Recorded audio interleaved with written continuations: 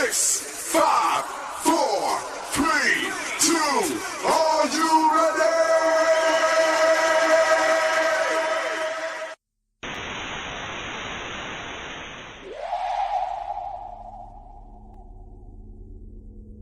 That's the Chicago way.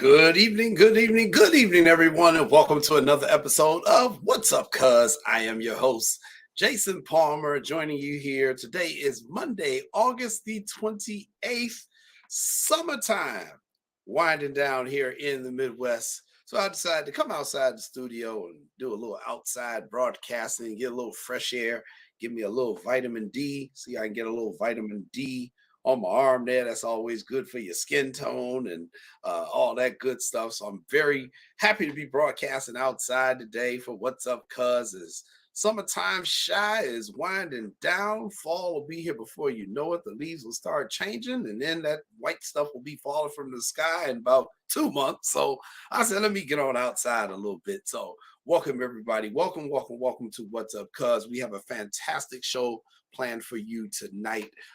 Coming up tonight at 6:30, we have a very special guest who's going to come on because college football season has already kicked off. Notre Dame kicked off against Navy over in Ireland over the weekend. But this weekend, you're going to have more games ramping up. So we wanted to talk some college football. So Lance called up his old high school buddy, Howard Griffin from the Big Ten Network. He's going to join us at 6:30, and we're going to talk all things going on in college football. We're also going to be talking about the craziness that is going on with the NCAA realignment. You need a chart to figure out who is who and what conference they in, and I don't know what's going on with that. So we're going to talk to Howard about a lot of stuff, and we want to get some predictions from him and see how U of I is looking this year, and also how Northwestern is looking, because we know Northwestern is going to be going through some stuff this season. So we're going to get Howard's expert opinion on all that good stuff. So that is coming up. Also on tonight's show, we are going to be discussing USA track and field. The USA dominated the world over in Budapest, Hungary over the last couple of weeks. USA brought home the most gold medals in any country, and I think they actually got the most overall medals too than any country in the World Athletic Championships over in Hungary. So we're going to talk a little bit about that. We are going to talk about the unfortunate incident that happened at Guaranteed Rate Field the other day, where 2 women were shot inside the stadium while sitting out in the bleachers. That situation is still under investigation by the Chicago Police Department. But our own producer, Sean Superback, he was in attendance at that game. So we're going to get his kind of firsthand witness account of what the situation was like there at Guaranteed Rate Field, as the police department is still trying to figure out just exactly what the heck happened with that one. So we want to hear Sean's take on that, and then we'll kind of give you the official statement, the latest update on what is going on with that as well. Also, we're going to talk about NIL deals in college. Angel Reese has now become the most prominent, probably one of the most prominent college athletes with her NIL deals. And we'll talk about what she is doing with some of that money that she has got coming in. So we're going to have that conversation as well. And also, we're going to talk the first weekend of high school football here in Illinois, some of the results that took place over this first weekend of high school action. There was a lot of games that were being played. Fortunately, the weather cooperated. So it was a heat wave here for a couple of days, temperatures in the hundreds. So they had to cancel some of the practices and stuff like that. But they were able to get the games in over the weekend, which was always a good thing. So we're going to discuss the opening weekend of high school football. So my cousin Lance is running a little bit late today because he had some duties over at Kenwood, but he will be joining us very shortly. He's getting his set up. I can see him coming in on the background here pretty soon. He's getting his setup done, and I will talk with Lance. But before I bring him on, I just want to again welcome you to the show. This is What's Up, Cuz. And for those of you tuning in for the first time, we appreciate you tuning in, checking us out. If you're watching us on the Sports Zone Chicago YouTube channel, go ahead and like and subscribe to that channel. It'll give you access to all the wonderful shows we have here on Sports Zone Chicago. Also, if you're watching us on the Roku channel, the Sports Zone Chicago Roku channel, we appreciate you tuning in there. You can take that Roku channel and put it right next to your YouTube, to your Netflix, to your Fubo TV, whatever you got on Roku, just put us right next to us. That'll give you access to all of our shows too, and you can watch us from anywhere in the world. And if you are tuning in on the Sports Zone Chicago app, you need the app for your iPhone, you need the app for your Android, you need the app for your grandmama's phone, which she don't know how to operate. Go ahead, put us on grandmama's phone, show us how to download the app so grandma can watch us too. We appreciate you for downloading the app. And if you do not have the app, I can tell you the places you can get it. You can get it from the Google store. You can get it from the Amazon store, the Amazon Play Store. That's a good place to get it from.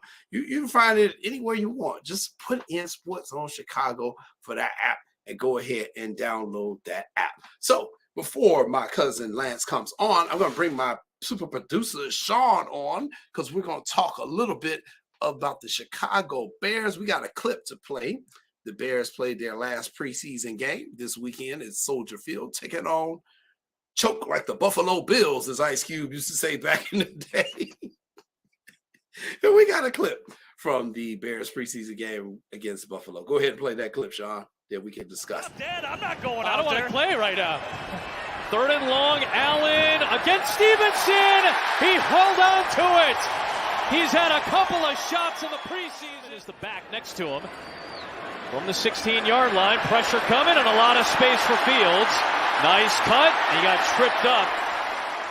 But he's big to Foreman. Good blitz pickup. Fields has time to deliver to DJ Moore, and he breaks away. This is what he does. Big gainer, DJ Moore inside the 35. Bears in the finale against Minnesota last year. Allen nearly ran into a sack. He gets rescued on the throw outside to Andy Isabella, and he gets hit by Stroman. Those video clips were courtesy of Fox. So, Sean, Chicago Bears play their final preseason game here on Saturday against the Buffalo Bills. What did you see that you liked in that final preseason game? It was good to see DJ Moore just finally get off. You know, they haven't been throwing to him. He didn't play game 2. So there was just it was good to see that. I like the run game. The offensive line did need a little work. You know what? I actually should have uploaded that picture. There's a picture of play 1. I'll do that when I go back in the backstage. Play number 1. Handoff is a stretch zone. It's outside zone. And the Buffalo Bills are 1 yard deep in the backfield. All right. They recreated the line of scrimmage a yard back. And that caused, I think it was no gain or -1 or no gain. Mm-hmm. And you can't do that. So stuff like I need to see them getting a little more in sync. And it's tough because you have a few starters out. You know, Tevin Jenkins, we don't know how long he's going to be out. I love the defense. The defense. Yannick Ngakoue showed he's going to get around that corner like crazy. And this is where we need to have the middle of the line collapse the pocket. And I didn't see it as much. I saw some of it, which was good. Tyreek Stevenson, you saw in the clips coming out, the pick. Can you imagine how much hype this kid would have if he caught those other 2 interceptions each in the first 2 preseason games? He'd have 3 picks in 3 preseason games. So this kid is physical. This kid is nasty. This kid's got swag. I mean, he comes from Miami. All right, he comes from the U. So he is he's got it, man. He's got it. And you know, people have talked about him being a little too aggressive. You know what? Give me a guy that's too aggressive. I'd rather have to reel somebody back in and say, hey, play a little smarter than have to ramp them up and try to get them excited. I don't want him to stop being who he is because that's what got him here. So I like I like it. And you know what? Here's the cool thing. He's going to get tested a lot. he's going to get tested a lot as a rookie. And he starts making 3, 2, 3, 4, 5 picks. All of a sudden, now you're looking at NFC or NFL Defensive Rookie of the Year. So he's going to have a good opportunity to really make his mark as a rookie. And I like it. I like it. So a lot of good stuff I saw, some other stuff. I wanted more passes from Justin Fields, but, it's preseason. They're running vanilla stuff. Yeah, I hear you. Yeah, so we're going to talk more Bears preseason coming up later on in the show because I had a couple of concerns too with some of the play calls that I saw, and when they took Justin out, I was like, "Ooh, good job." So we're going to talk about that coming up a little bit later on the show. But for now, he is here. He is here. He is on Lance Irvin time, but he is here. Let's bring him in. My favorite cousin, the coach, Lance C. Irvin. Cuz, how you doing, man? It's not called Lance Irvin time, fellas. It's called hustling. So you got to be able to hustle. You got to be able to hustle. See, my father-in-law, Paul Rice, told me everybody has to hustle. So I hustled over it. So I hustled. But, Sean, see, Jason has that Miami Hurricane jersey on, right? I do. Wait. Hold on. I am in Miami. Let me. So, let me put my Miami gear on. Sean, is Miami ranked this year? Are they gonna be ranked? They gonna win some games this year? You know what? I don't even know. I don't even know. I haven't checked. Let's see. Let me go to the football rankings. Oh, you know what? Oh, here I got this. I got this overlay. We put this thing on Miami. Hold on, Lance. Hold on. Here you go. Here you go. Oh, that's cold. That's cold. Well, you know what? I'm sorry. Wrong one, Lance. Excuse me. Wrong one. Wrong one. There we go. There we go.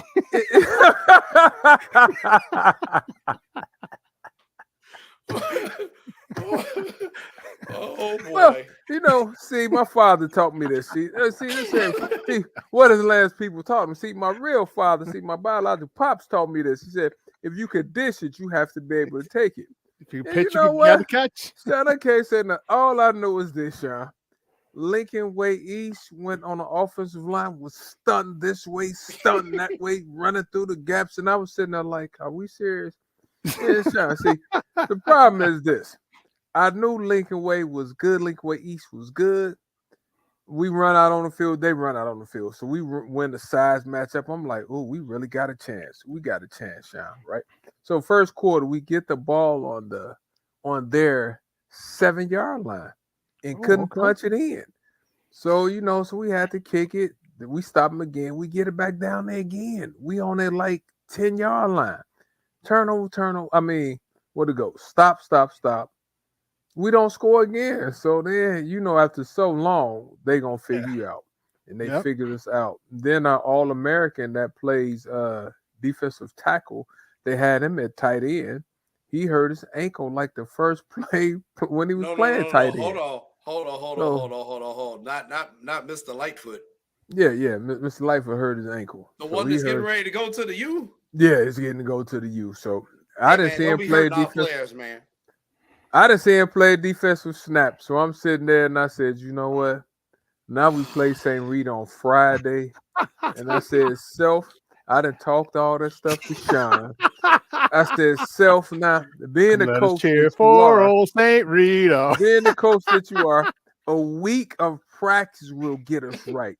So I'm hoping and praying that I don't lose this bet. But if I was looking at last week's game, no, I'm not going to revise my bet. I'm not going to revise my statement. I'm going to live with my statement. First game of the year. If it's the 8th game of the year, I'm panicking. I'm a little bit panicking, but I still think we're going to get y'all shot. I'm just a little less confident. A little less. Just a little less.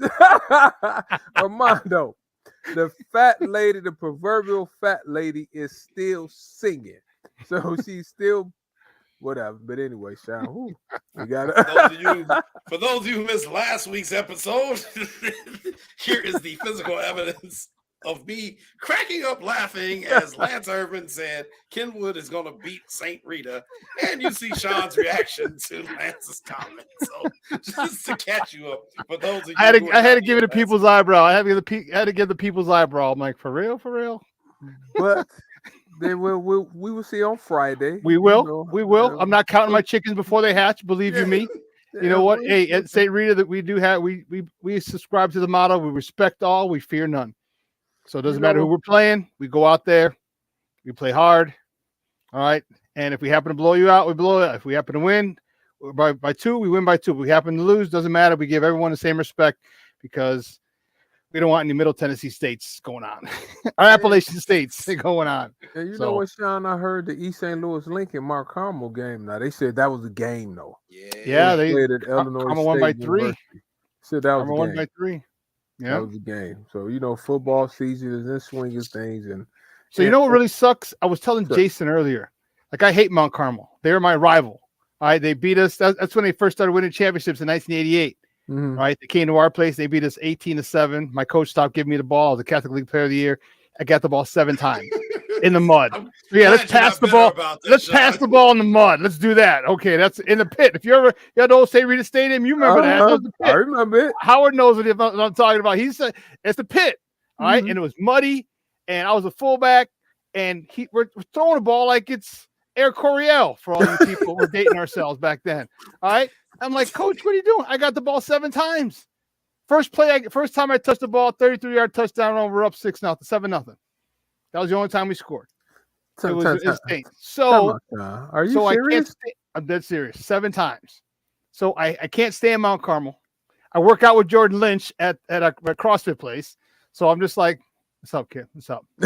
He's young enough to be my son. I'm like, what's up, Jordan? So he knows. He feels that energy. But what sucks is one of the guys I played ball with, his son is a stud receiver that plays on Mount Carmel. So I'm like, oh, man. So I like rooting for him, but I kind of want them to win. But they keep winning all the time. Davion Gilliam. He's like 6'5". I think he's going. I think he committed to Kent State. Yeah, good wide receiver, really good wide receiver. This guy's got some freak. Like he'll probably get a shot, maybe UDFA or late round draft, maybe UDFA as long as he continues to progress in college. He's got a shot to get a look at least. So, but yeah. Does it seem like, Sean, the wide receivers getting bigger, taller, faster than what they used to be? Dude, you're talking 6'5". I mean, a 6'5" receiver, they weren't that big. They weren't that, like, remember Harold Carmichael? That's one of the first big receivers I remember. The Eagles, yes. Sir. Like, he was one of the first. He was like 6'3". 6'3", 6'4". No. He was 6'5", like 6'10". No, he wasn't 6'10". He was. I'm telling you, he was like a huge man. I'll check it out. But then you had Mike Quick. But then you didn't have a lot. Those big ones, you didn't have a lot. Man, Randy Moss came along.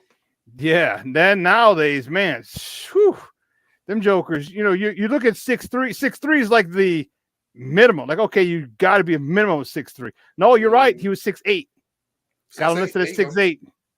Damn.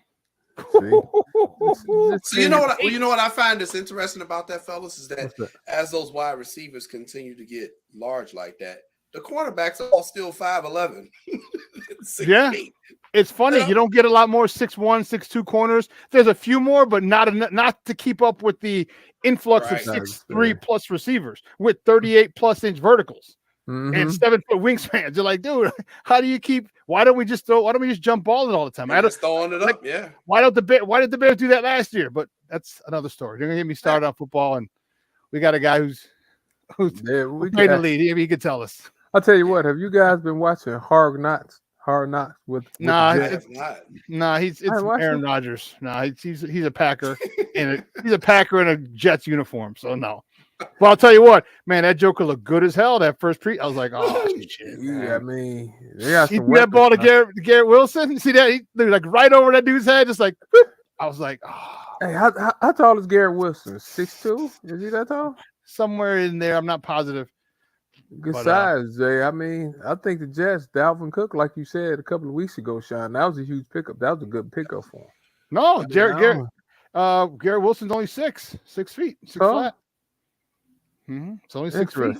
Interesting. Man, but Aaron Rodgers got some jokers to throw to, and then you had Dalvin Cook, got that stud defense, that AFC East, Jason. You and your Dolphins, You and your Dolphins got a battle. My Dolphins, we got a battle. I just need Tua to not get a concussion. I need you to. Yeah, good luck with that one. I was going to ask the NFL, can we get an exemption and get Tua to wear the little concussion-proof helmet that everybody's wearing in practice? The Kazoo helmet? Game. Yes. Looks can he like wear that Kazoo? during the game, please? Hello, dum-dums. Hello, dum-dums. You know what, Jay? You know what? That's an interesting point, though. Interesting. Hey, I mean, Steve Tasker wore it. Why not? you could at least try it. Like, I mean, I would try it.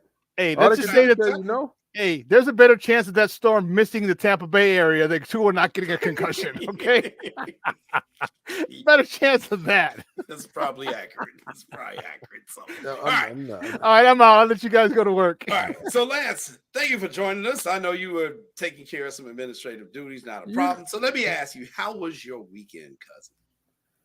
You know, Jay, weekend was busy. You know, it's the start of football season, high school football season. You know, I'm a big football fan. So anytime high school football starts and college football, I get excited. I didn't watch too much preseason football because I'm tired of the. I want to see them dudes come out there, right, for an extended period of time. So I'm just sitting there like I can't wait till the first week of NFL football. But now, Jay, college is about to get revved up. And like most people that follow Coach Prime, Deion Sanders, they got TCU this weekend, Jay. Yeah. TCU. So I can't wait to see what Coach Prime team is going to look like this first week. That's a big test. TCU was really good last year, like we know. They lost their quarterback. So I'm saying, you know, this would be a good test for CU. Hopefully, you know, I want them to have a good showing, right? Of course. Just never know because the team was so bad last year. But I can't wait to ask Howard about this now. With over 50 plus transfers, I don't know. You know, I'm pretty sure it's a couple of pros in that 50, but how fast can you gel with that many transfers? That was what I was going to say. In a short period of time. So we'll see though, but interested in that, you know, like always, you know, I want to see the maize and blue. I want to see the Ohio State University. I can't wait to ask our guest Howard Griffin about Notre Dame, but also his the Illini football team. Because I was reading some stuff, Jay. They got them picked to come in like 8th or 9th this year. So, I mean, I don't know. I hope Coach B has us better than 8th or 9th because, you know, I pull for the state teams now. But this football stuff is crazy. You got Georgia. You can't count Nick Saban and the boys out. Right. Alabama, they say Michigan and Ohio State right there. It's going to be interesting this year. But then you have the Florida State issue, Jay. They want to leave. They want to leave the conference, it seems like. Man, I'm hearing maybe Virginia Tech, some of those people might will the SEC want to go out east and tap some of that market, right? This is going to be interesting. This is going to be very interesting. I can't wait to talk to Howard about this whole realignment thing because this has just got nuts. You know, yes, college football is getting ready to, you know, get in full swing. Notre Dame played Navy over in Ireland. So, you know, the season is technically already started, but this weekend we are really going to gear up. And then you got to mingle with some friends I saw over the weekend, Mr. Irvin. You know what? I gotta ask our guest, where was he at? Like, I mean, you know, I guess Mr. So, you know, I got a little bit more limelight because I guess didn't show up. You know, so him and Byron Irvin and Marlon Maxey and the streeters didn't nobody show up. So I was happy. You know, I get happy when guys like that don't show up. So I'm like, oh, okay, I get more limelight. So you say you got some more limelight. Oh, I got some more limelight. Hey Jay, you ain't gotta compete with Howard Griffin, Byron Irvin, and the Streeter brothers and everybody else, all those boys. I felt like I wouldn't say king, but no, we had a great time at the Percy L. Julian All Class Reunion, Jay. We probably had a couple of thousand people out there. Wow. But I also hear the Swoop had their reunion this weekend. I didn't see you out there, so I figured the picnic was just null and void. No, yes. The Lynn Bloom all class reunion was also this past weekend out in the south suburbs. I was unable to attend because I was working. I was refereeing volleyball. It's volleyball season. I had a tournament on Saturday. But yeah, Swoop Nation represented. And we always chide each other in Chicago about what school you went to, what high school. That's just who we are in Chicago. But I've always had love and respect for Julian, man. I've always loved what you all do. And I know you all feel the same way about Lynn Bloom. Two really good schools who produce a lot of really great alumni who are doing great stuff all around the world. So it was a big weekend, the Lynn Bloom Julian people talking stuff online on who's going to be better, picnics. So it was good. I was glad you all had a large turnout. I've been to your affair before because I know so many people that went to Julian, and it's always a good time out there hanging out with you Jaguars. So I'm glad you went. I'm glad Cindy went. I'm glad you all had a really good time, man. We have to celebrate life. That's the one thing we always talk about on this show. Of course, there's a lot of stuff in this world that's going on, but you got to still be able to have a good time and celebrate it with the people that you've had some positive experiences with. And that's why these class reunions are so good. So, all right. The time is now 6:28. We are going to take our first commercial break because we are coming back right on time because we are bringing on our first guest, Howard Griffith from the Big Ten Network, and we're going to talk more college football. We're going to ask Howard about some Bears stuff and his relationship with Kevin Warren and what the Bears can expect from that. So we are looking forward to our guests. So everybody stay tuned. You are watching What's Up, Cuz. Summertime Shy, baby. No, I don't know though. I'm scared. I mean,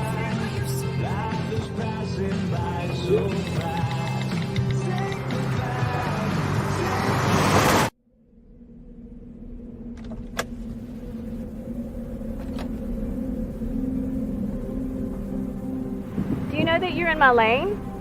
No, not at all. Are you not paying attention? Are you texting? I was just checking in with my mom. I was telling her that I thought we'd be home by 6. It's okay. There's enough time. Just pay attention. I'm not even halfway through my text. There's no way. I'm not even going to look up. My babies are in the car. You have to pay attention. It's just supposed to be a quick text. I'm so sorry.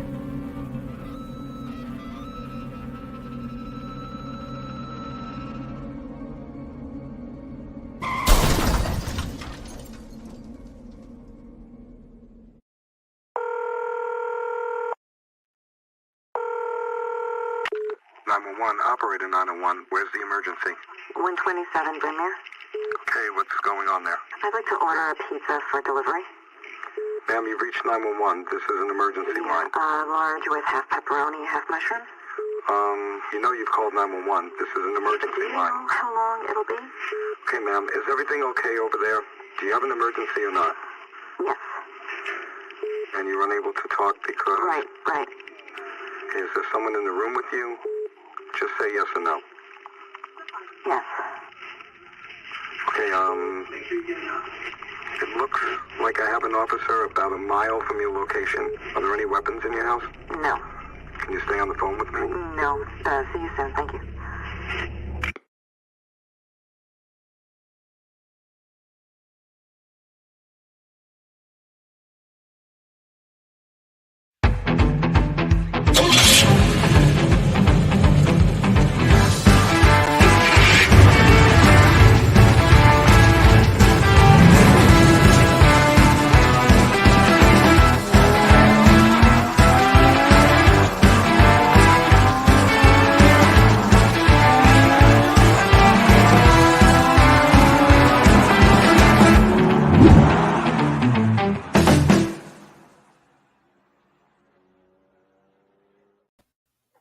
Welcome back, ladies and gentlemen, to What's Up, Cuz here on the Sports Zone Chicago Network. And we are ready to bring on our guest for this evening because it is college football season. And we had to reach out to him because he knows all things college football. He is a Chicago native, a Southside kid, played for the Denver Broncos, played at the University of Illinois, and just a really fine human being. And we like bringing those type of people onto the show. So without further ado, let's bring him on, our good buddy Howard Griffith. Howard, how you doing, man? Welcome back. Hey, thanks, fellas. How you guys doing tonight? I'm doing great, but Howard, Lord have mercy. Howard, You need to know something. You need to know something, Howard. What? I'm listening. Before I ask you a question. Okay. And the best way I can do it is to just show it to you. Sean, please play it for me. And then I will read it to the audience. Jason attended this grammar school from kindergarten through third with former show guest Howard Griffin, who later went to high school with Lance. What school did I go to Howard Griffin with? You know what I should be? We talked about this 2 weeks ago. Yes, I we know did. it's a Catholic school, Saint Judas or something like that. Saint Judas. Saint Judas. Say. Matter of fact, it's Saint Josephine or something. Saint Josephat. I don't think there's a name of a school called St. Judas, but you know, I'm not a Christian, but I'm pretty sure they did not name a school after Judas. What's wrong with your boy, Howard? You know what, Howard? I'm kicking him off the show, Howard. Howard, I'm not paying him no mind. What's up, Howard? Great to have you on the show. Good to be here. I at least thought he was gonna say I was happy because I didn't see you at the Julian picnic, so the light shined on me a little bit more. Byron wasn't there, Marlon Maxey. I thought he was gonna say that, but he want to bring up. But anyway, I'm not. What's up, Howard, man? Yeah, man, everything's good, man. I can't complain. You know, we just got to move past that. You know, it didn't even happen. We ain't worried about it. Thank you, Howard. I appreciate it, but you know what, Howard? I think you need a really good lawyer. Let me tell you why you need a good lawyer. I'm gonna be your lawyer, Howard, because name, image, and likeness. Illinois probably owe you a lot of money. A lot of money. I guess I'd ask you, what's your thought on that, and how much money would Howard have walked away with? I don't know how much I would. I don't know if there's enough money. Because remember, you know, Nick was there, Kendall was still there, Liberty was still there. We still had all these basketball players that were still around. So I don't know how much money was left over for the football program. And then we had Jeff George and Mike Bellamy and Mo Gardner. So we had a lot of people that was going to get a much bigger check than I was going to get. But I would have at least been able to, you know, go to the movies or buy a sandwich. It would have given me that much. Think about that, Howard. Though seriously though, as a kid, if somebody's giving you, okay, Howard, we're gonna give you $350,000. What I mean, how does that work when you make it more than a coach as a player almost? Just saying, how crazy does that sound? That's a different time, man. And listen, first of all, I'm excited that student athletes are now being able to earn money off their name, image, and likeness. That was way overdue. And quite frankly, it still needs to go another step where they need to start doing revenue sharing. Because it is so much money that's being tossed around right now. It's incredible. Well, answer your question, I mean, so I go to Media Day. This is my 17th year with the Big Ten Network. Congrats. So my first couple of years, we go to Media Day, and there are 3 players and the coaches to represent each program. And the players, when it first started, they all had the same color suit coat on, and then the suit coat was a little too big because it was blue or black or beige. And then they had some beige pants on. They didn't have suits. Now these jokers coming in here with $1,000 shoes on, the big chains. I mean, they are red carpet ready.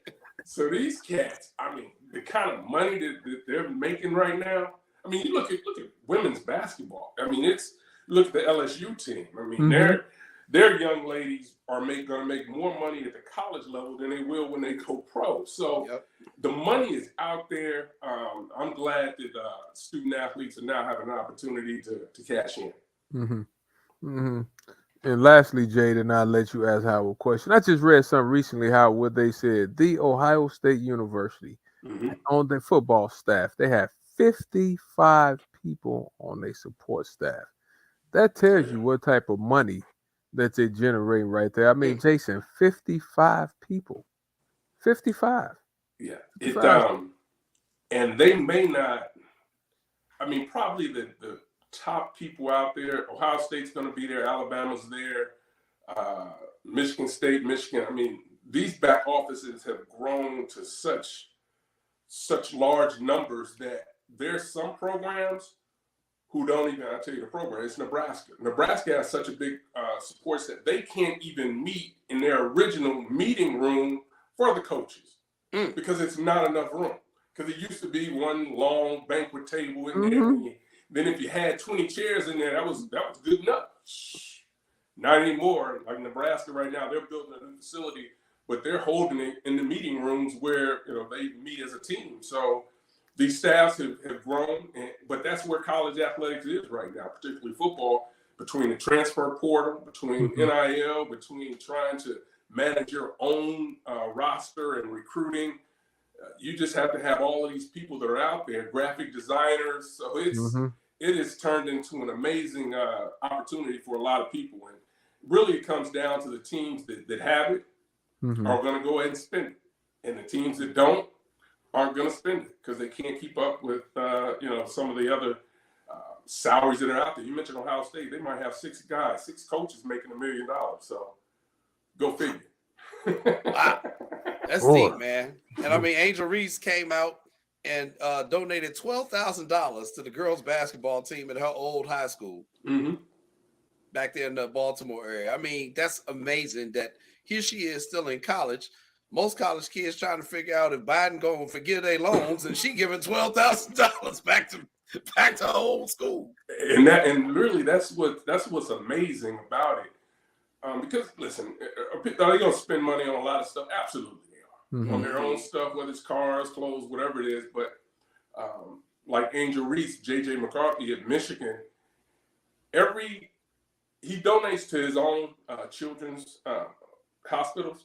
He does that. But he also, every city that he plays in, he donates to that children's hospital as well. Oh, wow. So now he's getting ready to expand that, not just to children's hospitals, but he wants to go into the mental health awareness area as well. So, I mean, there are a lot of kids out here that are doing, I shouldn't say kids, a lot of young people out here that are making a huge impact, but they're also giving back to the communities that they came from. That's great. That's really good. So, Howard, the Big Ten, getting ready to expand. Just call them the Big 25 is what I'm going to call them, Howard. Just the Big 25. So, with all these extra schools y'all bringing in and more revenue, does that mean Howard Griffith is getting a raise? And how are you going to cover See, all this is the problem, right? Everybody's getting money but me. I'm not getting any extra money. But I'm still going to have to go see these 4 new teams out west.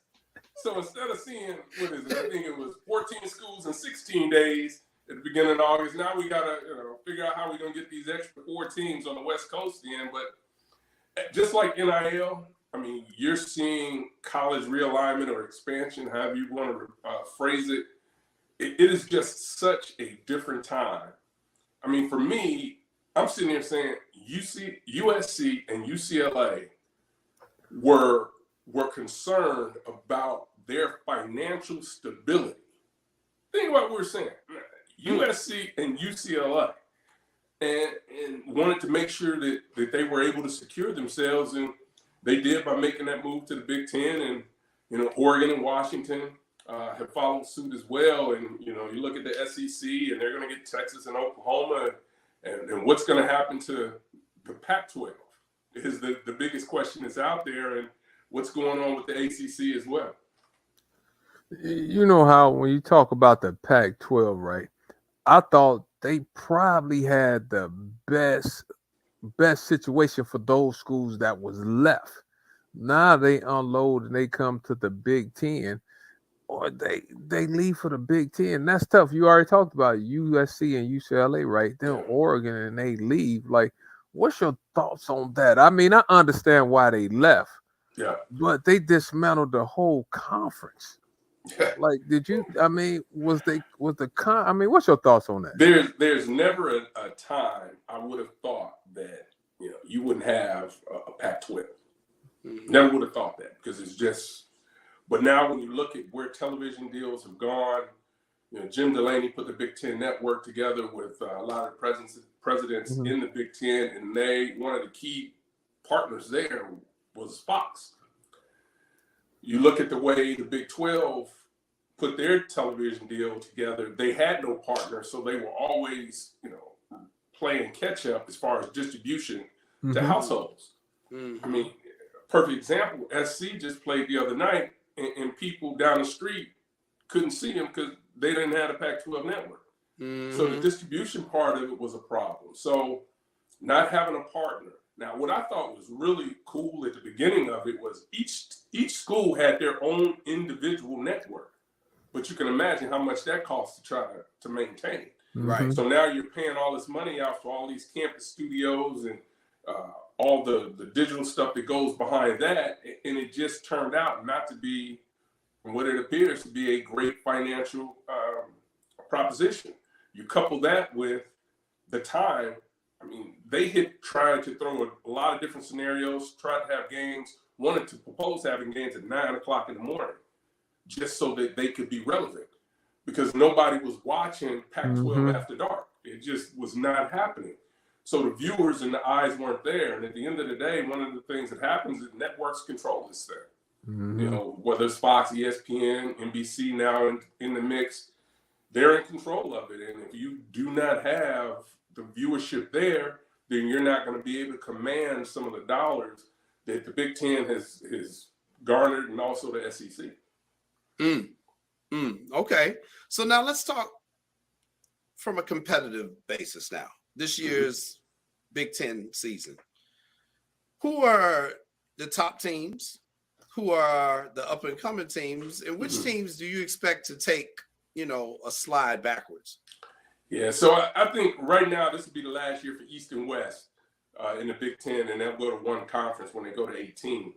But I think if you look at the East, right now I have them ranked, Michigan 1, Penn State number 2, and Ohio State 3.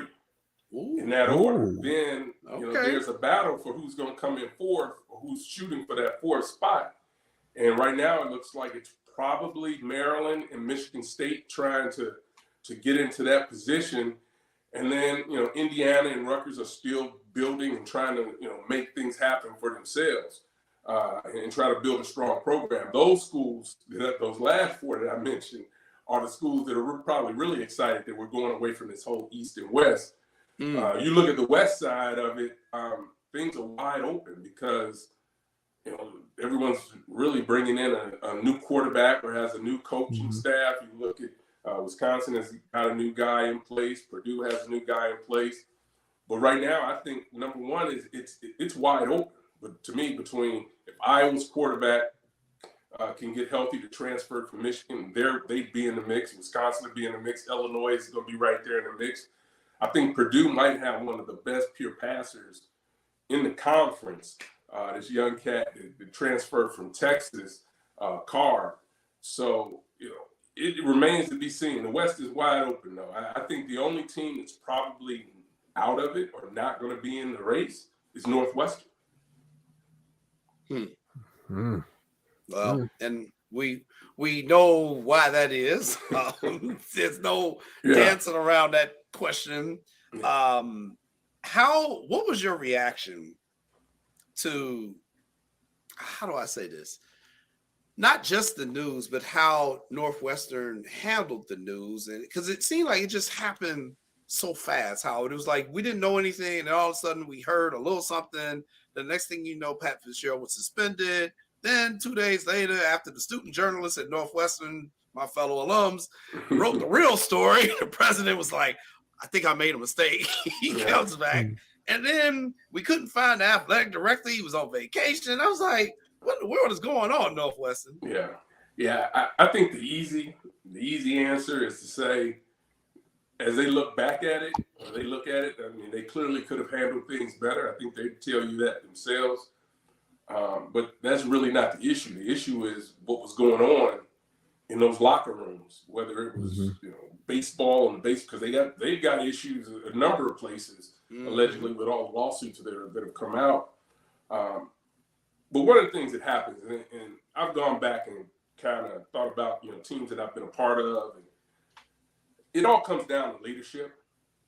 And leadership changes each and every year of a team, right? Even though you're there 4 or 5 years, there's still your first year, your second year, the leadership and the quality of that team is still very important and still has to come up with what that makeup is going to be. But I think what happens, or what probably has happened in Northwestern, is you had this. At least this is how I explain it to get people to see it. You come in, you're a young player, you're just trying to be a part of the program. You know, you really don't have a say, or you don't believe you do, because you're trying to fit in. You're trying to be a part of.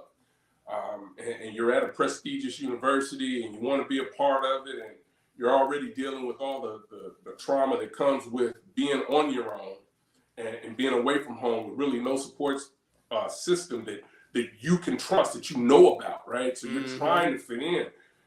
So you have guys that start to bully, and the bullies are who were doing the bullying were bullied when they were younger, so they want to get back. So to me, you know, bullies bullying, you know, trying to say, well, it happened to me, so it can happen to you. Now, I don't think it started out that way, but each year it doesn't get stopped. It gets bigger. People up the ante, keep upping the ante, and you know, I think it's always, it comes back to the fear of being ostracized by your team, and it's probably nothing worse than being on a team and being by yourself. I can only imagine what it's like if you're not being respected because you're trying to fit in. And, you know, it's one of those tough things. But this thing, there's no place for it. It shouldn't have happened. I think one of the crazy things or the interesting things, you talk about hazing to begin with. You know, hazing, when they came up with it or they talked about it at the university level, it really didn't have anything to do with the athletic programs. People immediately say, well, we have a hazing policy in place. But to me, that was really about the Greek organizations that were out here, because those are the ones that made headlines about hazing or have problems and different things like that. You didn't really hear about what was going on in athletic programs, but things were clearly going on. And it's just gotten to a point where, you know, you just have to be smart, right? You got to be smart. Like it's one thing to say, hey, you need to carry some pads, right? But that's hazing. You need to bring the water, or you need to bring donuts. That's still hazing. Getting coffee, that's hazing. But then you have this other end of the spectrum that when you read some of these, you know, accounts of what was going on at Northwestern, that are really crimes. That's what they are. They are crimes. So, you know, it's really unfortunate, but they're going to have to try to figure it out. It's tough for the kids that have nothing to do with this, because right now they're going to be asked to go play a game this weekend.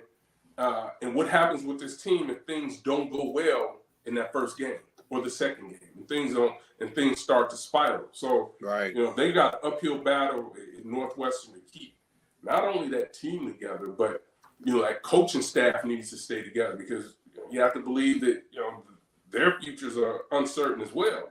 So when they leave the football field, right, and leave their meetings, if they have families, they're going back home to their families and looking at their families like, I'm supposed to make sure you guys are straight, and I can't even tell you whether or not we are in a good position, and we haven't won or lost a game.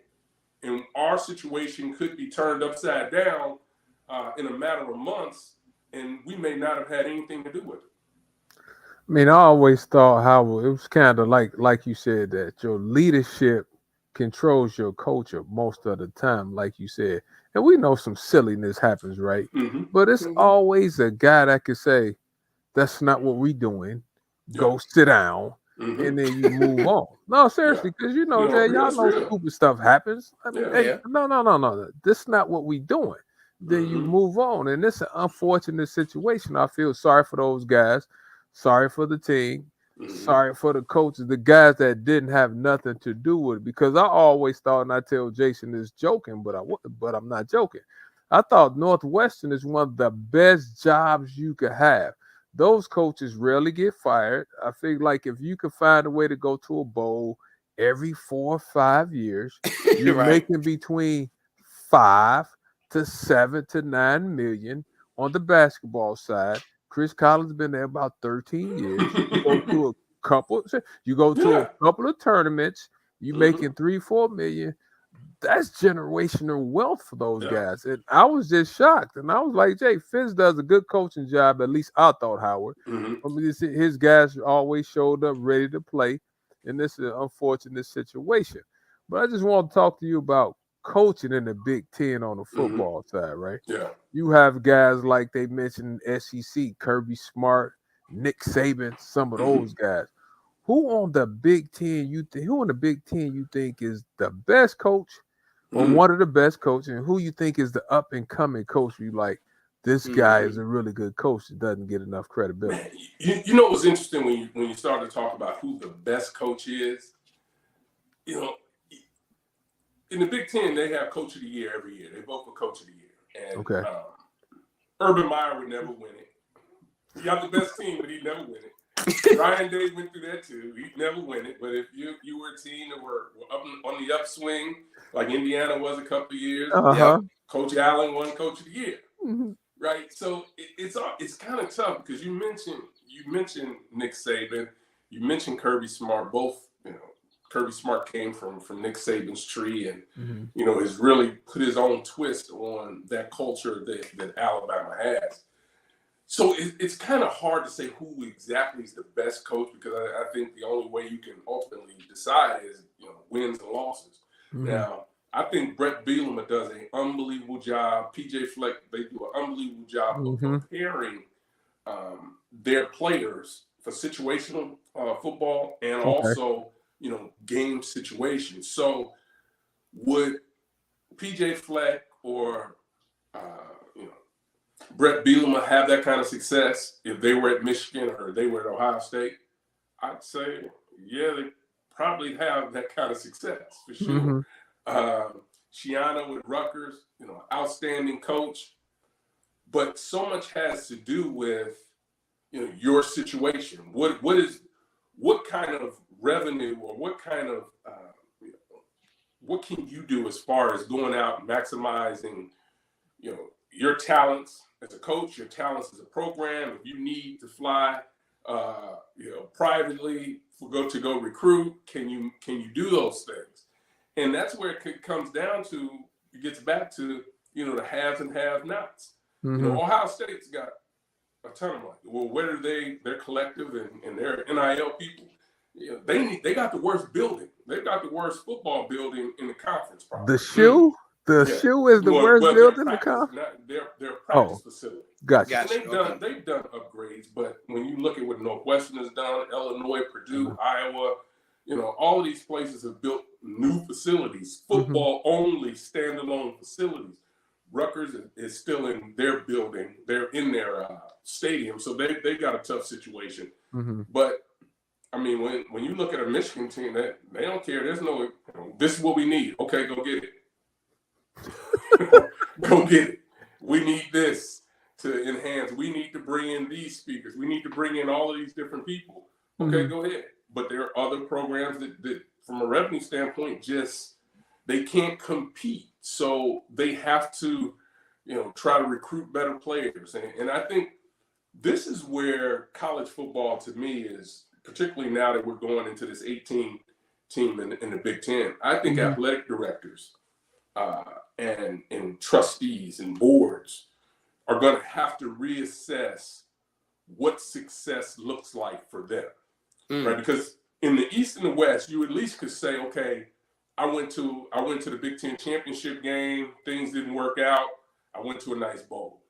Now you're talking about Michigan, Penn State, Ohio State, USC, Oregon, Washington has come out of nowhere, and they're playing at a really high level. So now you're looking at teams that, what happens if you're finishing ninth in the conference? You're in the middle of the road. I mean, what are the expectations going to be? So I think, athletic departments this next year, and I'm sure they're doing it now, but they're really going to have to reassess what success looks like and what that means for your coaching staffs and how long can you stay with a coach? Because I think, if you're a certain program, if you're in the middle of the pack, I mean, you need time to put your program. I mean, time is at least 5 years. And we know in college athletics, that's a lifetime, and people aren't that really that interested in laying out that kind of time or money. No, see, that's the problem that I have. How when I was telling people, when you in the big conferences with these conferences blowing up like that, people don't have patience. Now, like you mentioned, like I just told my brother Nick, Arizona State, they in the Big 12. I mean, in the Big 12. Now, right? I said, Nick, I said, that's doggy dog now. I said, now y'all playing with Oklahoma State. You playing with Kansas. Kansas State football is always good and relevant, Howard. So now you go to what you had to those animals. Oklahoma State football is good. Yeah. And it's tough because now people expect for you to win right out the gate. Yeah. And people are not that patient with you. And the first thing they say is this, like you just mentioned, Howard. Oh, we paying you 7, 8, 10 million to win. And sometimes it takes time. And scheduling, Howard, like you said, is key. Talk to me about how you think the Big Ten scheduling will look like. Yeah, that's how I want to know. I wouldn't want to be, if I'm Northwestern, this is me. I want to stay away from the Michigans, the Ohio States of the world for as long as possible, because those tough games, not saying those coaches dodging them, but how are they going to juggle an 18 game? I mean, the scheduling with playing a couple of non-conference games. Have you heard? They haven't come out with the new schedule for the new format of 18 teams, but I know they're working on it. But to your point, when we talked about Maryland, we talked about Rutgers, we talked about Indiana, right? Those three for sure are happy. They've gone away from the East, right? So, I mean, you're Maryland, right? And you're making that move. Say you're fighting for that 4th spot. Right. You still got to play Ohio State, Michigan, and Penn State. You still got to play them every year, no matter what. So, can you really expect to go from 4th to 1st when those 3 places, if they are maximizing their resources on and off the field, it's hard to compete. It's going to be hard to compete. So, I'm not sure how this schedule is going to play out moving forward. But I'm sure whatever it is, it's going to be a lot better than those teams the way they had it in the East. I assure you that those folks are happy that they don't have to see the Big 3 in the East every year and expect them to still go to a big-time bowl game. Sure. Once again, ladies and gentlemen, be enjoyed by Howard Griffith of the Big Ten Network here at 7 o'clock here at the top of the hour. Howard, let me ask you this. You're fighting the Illini. Yeah. What can we expect from them this year? Yeah, so I think one of the things you look at them right now, they arguably have one of the best offensive lines in the Big Ten this year. They're returning a lot of veteran players there. Defensive line, they probably got the best interior tackle in college football. They've got some players now, and what's going to happen, right? The defense coordinator, Ryan Walters, went over to Purdue, so they're having they promoted within.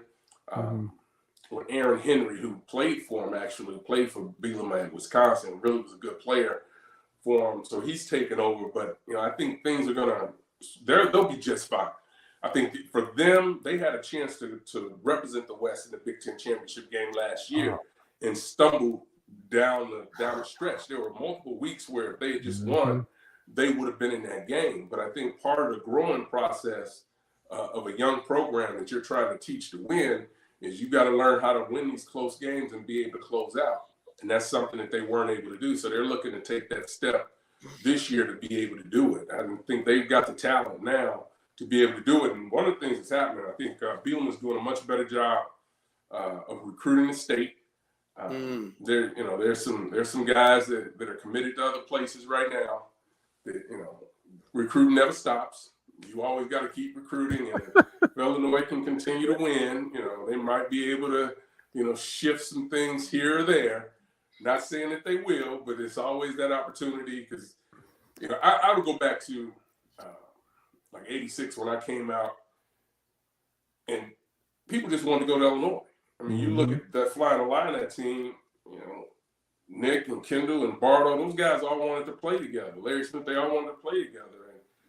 Irvin Small was there, so those guys, Kenny Battle was there, so they all had this tight relationship, from the circuit, playing in summer leagues, Chicago State, whatever it was. Like, shoot, we can go to this or Prairie State games. Now we dating ourselves, yeah. But they all want to play together. But Illinois is one of those places that if you want to take that next step, you got to be able to get that big time player from most times the city of Chicago to say, hey, this is guys, let's go build it here in Champaign. Let's make it happen. So, they've had some players that could do it. They've chosen to go other places, including my son. So it's one of those things, man. It's a hard sell, but I think right now they're in the best position, coaching wise and recruiting wise, that they could be in and that they've been in a long time. I mean, the wide receiver they flipped from Cincinnati that went to Simeon, that was supposed to go to Cincinnati, he's pretty good wide receiver. And I know they starting to spend money down there too, Howard. Like, talk to me about that facility they spent, because I heard it was that facility they told me cost like 90-something million, maybe more. Listen, man, they spending some money now. Yeah, they spending some money down there, and it's, man, what's been crazy is, this football facility is really, it's really state of the art, and it really fits who Illinois is, right? Mm-hmm. So when I talk about Iowa having a new facility, Purdue having a new facility, they're great facilities, football-only buildings, but they really fit the personality of those particular programs. Mm-hmm. Now, when you go to Penn State, you're gonna have more bells and whistles. You go to Michigan, you'll have more bells and whistles. But that's what they do. Mm-hmm. I think you look at what Illinois has done, some of the other programs I mentioned, they did a great job of building those facilities and putting all the infrastructure in there that, it's going to help the student athletes. And, so they're spending money, but not just even, look at basketball, baseball, golf. They are spending some money down there in Champaign in athletics. And, it's working out for them and it's paying dividends. And, I have to ask you a Fighting Irish question. We got to talk about Marcus Freeman. I got to ask you about your son is coaching right at U of I. So talk to us about what advice did you get your son when he came to you and said, hey, Dad, I want to coach. What? If you hit it just right now, he would be taking care of his daddy. But what advice did you give him? Did you say you should take up coaching, or did you try to talk him out of it? Man, I'm gonna tell you what. Like most kids, all of us want to play at the highest level, right? And he had aspirations of doing that too. Mm-hmm. And as I looked at his career and his abilities, I said, dude, I think you'd be an unbelievable coach. Your personality, your knowledge of the game, and quite frankly, you'll make more money coaching than you will playing. Now, you can go try it, and that's fine. You can make a practice squad, do some things that I did that, you finally make it. Yeah, that can happen. But you can start your clock on the coaching side, where you have coaches that are already ready to say, hey, man, come work with me. Come do this with me. I can get you going. And you talk about, 22, 23-year-old, getting into the game right now, the coaching game. If that's what they want to do, that's great, because the money is incredible that they're making on that side of it. Mm-hmm. So once he finally realized, okay, this is what I want to do. I want to coach. And we just talked through it, and I had him talk to a bunch of other coaches that recruited him, and they just kind of said, "This is what you have to see. This is what you got to figure out. How you want to go about this." And so he's jumped in, and he's excited to be down there with Coach Bielema. I think he's with a great staff. He's going to be on the defensive side of the ball, so he's get a chance to learn from Aaron Henry, that is taking over now, defensive coordinator, and Coach Leonard, who was at Wisconsin, one of the brilliant minds, I think, as a defensive guy, is also a senior analyst on that staff. So he's surrounded by a lot of people that he'll be able to pick their brains. But he's excited about it. And listen, I think the truth is, when you see your buddies being drafted, your friends being drafted, there's still, that itch that, oh man, could I, should I? But he's closed the door on it. He's all in on the coaching side. So I'm excited to continue to watch him grow as a young coach. Talk to us about Notre Dame and Marcus Freeman. I thought he did an excellent job last year.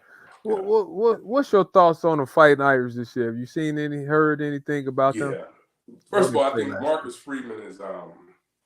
So one of the things I do, I would go see all the schools in the spring, watch spring ball. Then we do this tour, and we see them in the summer. So I covered Marcus as a player, I think his first year. Then, he had gone off, had a cup of coffee in the pros, and he came back and saw him as a GA working for Luke Fickell, who's now in Wisconsin.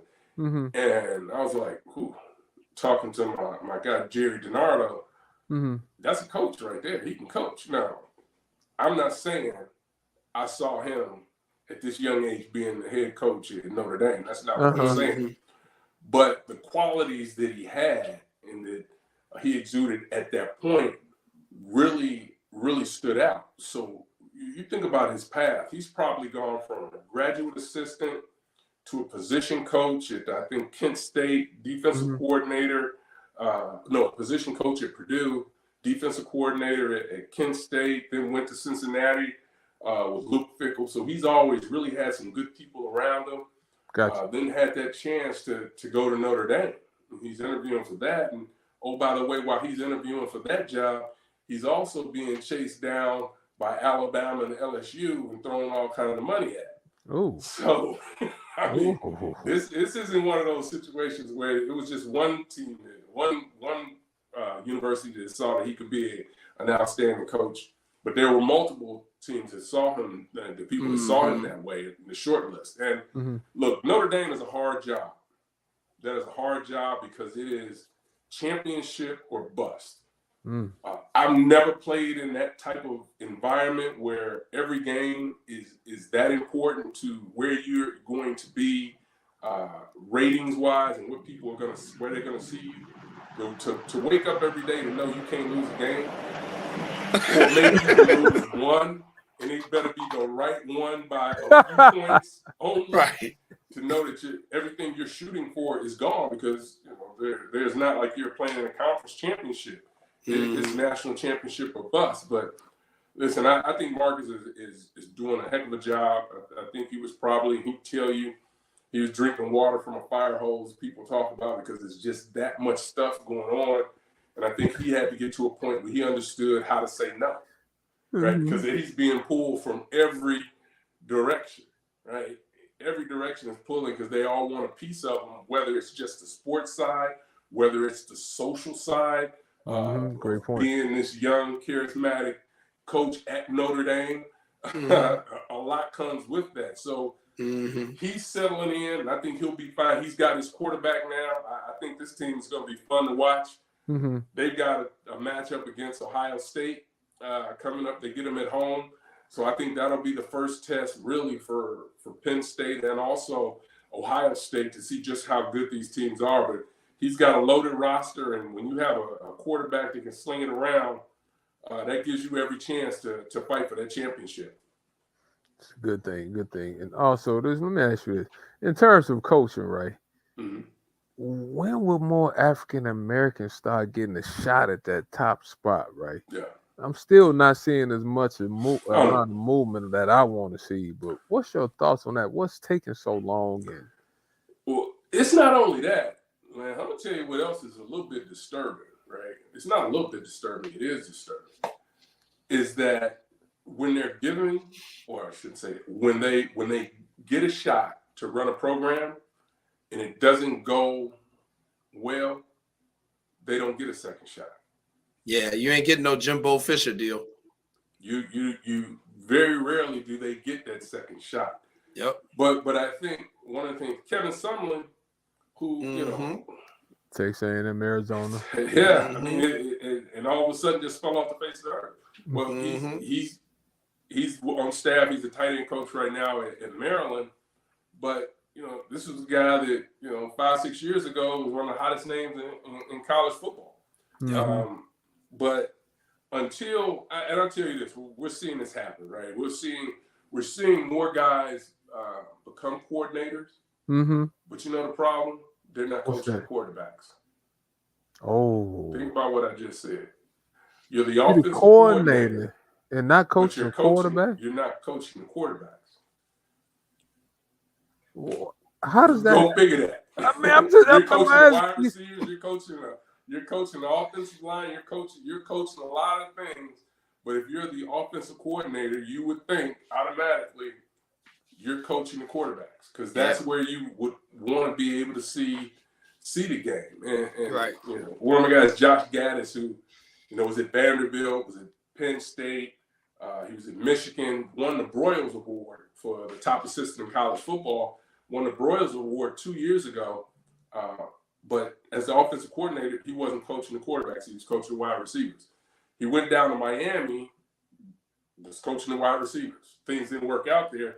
So this year, for the first time, he's the offensive coordinator in Maryland, and he's coaching the quarterbacks. And I'm watching him coach, and he's coaching. He knows exactly what everybody's supposed to be doing, and that's what you expect. Mm-hmm. So I think, to get back to answer your question, for so many years, you became a coach, and if you look like us, you were coaching the running backs. Mm. But there's a ceiling to that job, right? Mm-hmm. Because, yeah, you might learn a little bit about the run game, or you learn about the run game, but you don't learn about the pass game. You really don't learn about, you know, the quarterback reads, what's happening outside. Mm-hmm. So when you try to get out of that position, it's hard. And there are a lot of guys that have been running back coaches and can't get out of that position. Now, if you're at the receiver position, tight end position, people are moving around, or it's the offensive line position, people have been able to move around. But for some reason, you know, we get put into a spot on the offensive side that has been, you know, coaching tight ends. And it's a hard deal every year. And it's really what a lot of it is turned into is, you know, search firms doing the searches. Yep. Mm-hmm. So, you know, that's a big part of it. They have a big say in, you know, the names that are out there. But there are a lot of good coaches, a lot of young coaches that are out there. I think the other thing you're seeing them, at least, they're telling them, hey, you go coach in the NFL. Less pressure, less stress. You're not chasing 16, 17-year-olds around trying to tell them, you know, come here for this reason and that reason. And I think some of it is, you know, it's an issue at both levels. But we still have to have an opportunity to have a seat at the table. Right now, there's really not a seat at the table. And you've got guys like Mike Loxley. Look at Maryland. Maryland, The president, the AD, and the head football coach, African Americans. That's nowhere else in the country. Mm-hmm. You see that? Nowhere else in the country that's happening. Mm-hmm. So we have to get to, you know, a position where there's more inclusion. You know, we talk about it all the time. You talk about diversity. You think about diversity when the Floyd situation happened in Minnesota. Mm-hmm. There were a lot of companies in corporate America started to hire, you know, diversity people to come in. Mm-hmm. And those were the first people to go. Yep. Those were the first people that were up out the door. Okay, we've done enough of that. Time to move on. We got it. Yep. Time to move on. But I think getting back to it, I think we just have to continue to put good people in the pipeline. And, you know, they have to be able to have mentors that can support them, that can reach out to them and pull them up. Because a perfect example of that is Nick Saban, right? Nick Saban, you know, for whatever reason, everybody wants to go down there and sit on that staff. And they come out of that staff, they spend their 2 years down there with Nick, they're head coaches again. Yep. So you want to be a head coach? Go down there and work for a couple of nickels. Couple of nickels down there with him, get rehabilitated, and all of a sudden you're a genius. Hey, how would you go down there and be quality control coach, make $35,000 like Lane Kiffin and some of those guys said they were making? Bill O'Brien, and it's crazy, get you another job. You get you another job, and that's the way it works, because everyone, you know, they'll say what they want to publicly, but privately, the reason that these rooms started to get so big is because of what Nick Saban was doing, and he shaped so much of what happened with what's going on right now with college athletics as far as coaching is concerned. I mean, he started having analysts, senior analysts. People like, what is senior analyst? I know, I was saying that. I said, what is that? Bro, he over here making $1.5 million as a senior analyst because he got fired from his old place. And Nick said, come in and spend some time down here with me. And Hey, Howard, I was sitting there mad. I was calling some of my coaching friends like, hey, make me a senior analyst like stop being cheap. Go in there and spend the money. Yes, do me a Nick Saban favor. Right. But that's what's happening. And you go back to it goes back to the haves and have-nots, right? Alabama recruits the state of Illinois for our students. I'm not even talking about student athletes. Students. Alabama recruits the state of Illinois like nobody's business. See? I mean, you'd be surprised how many kids are going to Alabama from Illinois. Wow. Tuition is cheaper, and I mean, people want to be a part of let's face it, athletics is the front porch. They talk about it all day long, right? The front porch to the university. You got things rolling, people want to be a part of it. Money. That's right. That's right. I know that's right. Let me ask you, Howard, about Kevin Warren. Yeah. Former Big Ten commissioner, now running thing for the Chicago Bears. What type of man is Kevin Warren? And have you already started to see some of his influence on the Chicago Bears already? Well, I'd say this. I like Kevin Warren a lot. When I met him early, spent a lot of time with him, he really was about the student athlete and trying to make the student athlete's experience the best it could be. Now, COVID happened, had to make some tough decisions. So had to make some unpopular decisions as well. So, it was rough. So I think people will probably tell you they have mixed feelings on the job he did at the Big Ten. But I think as a person, individual, I think he's sharp. He knows exactly what he wants to do. When it comes to the Chicago Bears, I think it is a great fit for him and where he is and with his family. They're empty nesters now. With his family, he really has time. The challenge with being a commissioner of the Big Ten, or I'm guessing any conference, is you're on the road all the time. You're never there. If it's truly about the student athlete's experience, you need to get around, talking about the Big Ten, you need to get around the 14 schools, and you're just talking about maybe seeing a basketball team here during basketball season or football season, where you just can't go see them. How about the volleyball? What about diving? So you're being pulled in many different directions. So your time, man, the time constraints on that job is difficult. And went through the TV deal, got that done.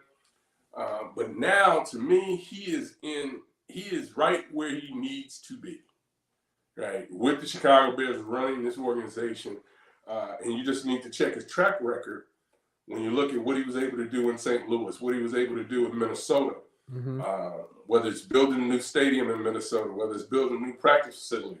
Oh, by the way, the Bears want to build a new stadium.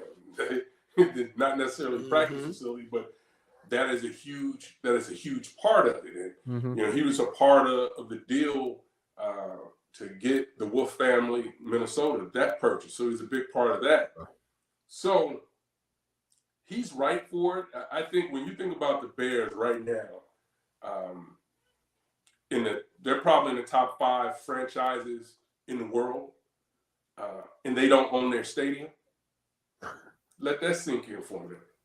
They don't even own their own stadium. So what if they own their own stadium? What would the evaluation be, for the Chicago Bears that they paid $500 for back in the day? Nice little return on the investment there, huh? Right. Yeah, but I think Kevin will do a great job of leading them through whatever it is that's in front of them right now. It looks like a new stadium is on the horizon at least. And he's done it already, so I think he'll be right. And he's well respected in NFL circles, so I think he's home and in the best position and the best place he can be in, as the president and CEO of the Chicago Bears. So I gotta ask you this, Howard. How does that sound? The Arlington Heights Bears. Bears. Listen, all of it sounds horrible, right? All of it sounds horrible. But here's where I think we all get sidetracked sometimes. At some point, the Bears are going to be sold. I'm not saying it this year. I'm not saying it's next year. But at some break point, it down. Yeah, I'm going to say at some point, they're going to say, you know what? We probably want to move this franchise. We're done. It's been good. That next owner, you know what they want? They want their own stadium. Yep. They want their own stadium. That's part of, and not only just the stadium, they want to be able to control everything around the venue. So I think that's the way. I think the people that are looking at stadiums and stadium revitalization projects, that's what they want. I mean, Denver just built this stadium, and I don't think it might be 17 years old, maybe. I don't know. They're talking about building another one. Are you serious? They want because they want to be able to control everything that goes around, revitalize the neighborhood, bring in condos, all of this stuff. I mean, if you go out to Arizona where the Cardinals play, when they first built that stadium, it was nothing around it. Nothing. You go there now, it's hotels, shops, condos, homes, everything else is out there. And I think that's just the game they play at that level. So no, it doesn't make sense to be called Arlington Bears, Naperville Bears. They'll probably what's crazy is they'll still probably be called the Chicago Bears. Yeah. It'd be someplace else. Yeah. I agree. And I agree. In Arizona, the stadium is nice. My wife and I were just out there in March, and we were visiting cousin Nick out there, and he took me around. And you're right, they got like a big old mall right around there. And I'm telling you, 5 years ago, nothing was out there. Nothing. It was like nothing. Like, why would you do this? Well, this is why. We want to control everything.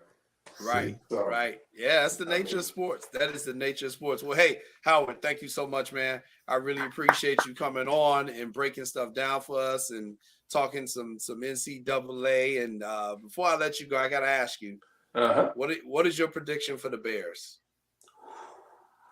Maybe 6-7 wins. I think they got a long. I think they got a long way to go.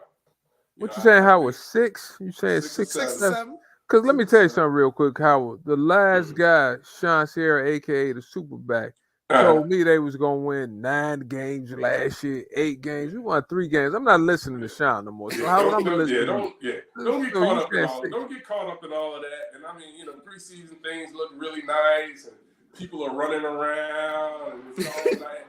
And what people fail to say is both teams kind of have an agreement here. This is what we're going to do. This is what we're not going to do. I need to make sure we get this kind of look. So can you make sure you give us that look so we have something on tape so I can I ain't buying none of this preseason stuff. But I've seen it. It's a hot mess. We won't know until they finally kick this thing off for real exactly how good this team will be. Now, they're making moves to do all the right things, but man, you just don't put an offensive line together overnight. Agreed. Just don't do it. Hey, y'all, keep an eye on Stanford and Cal in the ACC. That's what I meant to ask you, and I know you got to run, but Stanford and Cal. Let me ask you this real quick. Last question.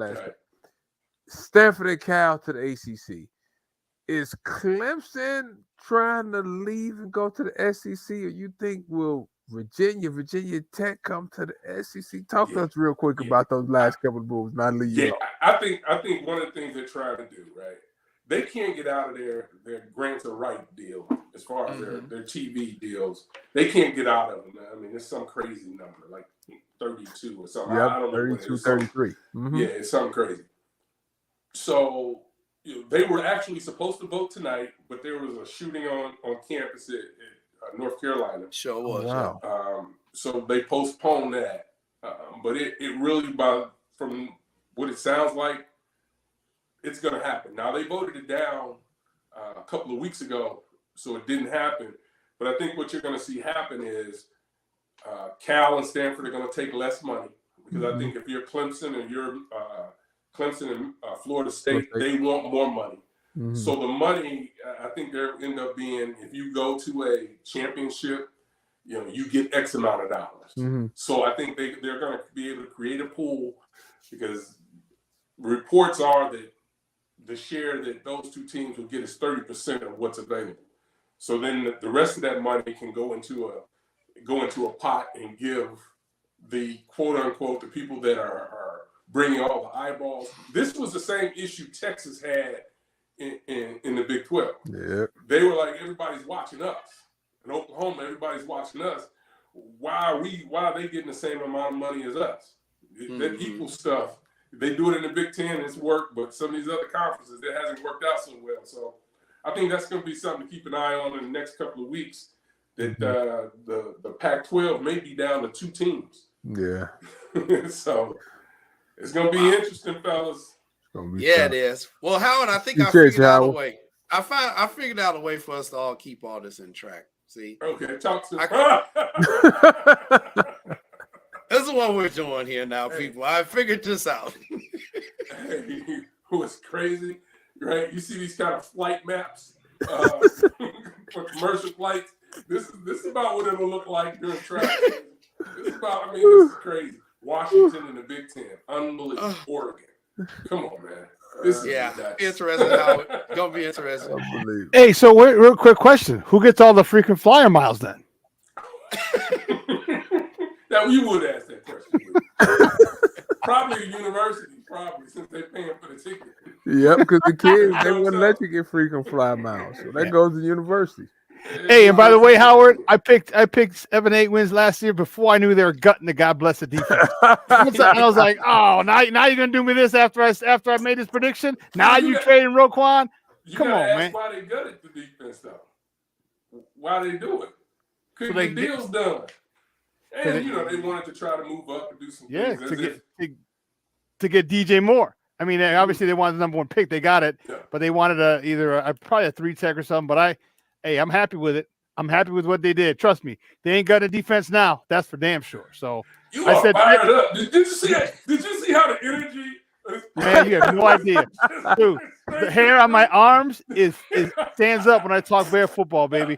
I said 10 wins. Some people said 12. Like, no, I don't think it's 12. I think 10. I said, I think Justin Fields is ready. I think him and DJ Moore are what each other needs. DJ Moore hasn't had a legit quarterback in what do you have? Like 7-8 quarterbacks, and none of them were good. Justin Fields hadn't had a wide receiver since Ohio State. So I think if you watch the body language, they just feel they just bonded. They just got that thing, man. That thing. And I think it's gonna be 10 wins. He's very optimistic. Howard is down there smiling like, he's smirking like man, you crazy than a mug. You're gonna drive me to drinking. That's what Hey, I'm down. I'm down. Ain't nothing but a thing. Ain't nothing but a word. You tell me. All right.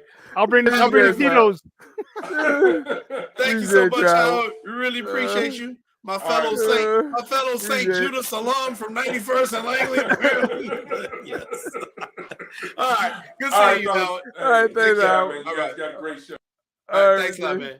Howard Griffith, everybody. My fellow alum from St. Joachim Catholic School in Chicago. So, all right, we're going to take a commercial break. And when Lance and I come back, we are going to delve into what happened over in Budapest, Hungary with USA Track and Field. We're going to talk about that and a couple other topics in our last 30 minutes on the show. You are watching What's Up, Cuz.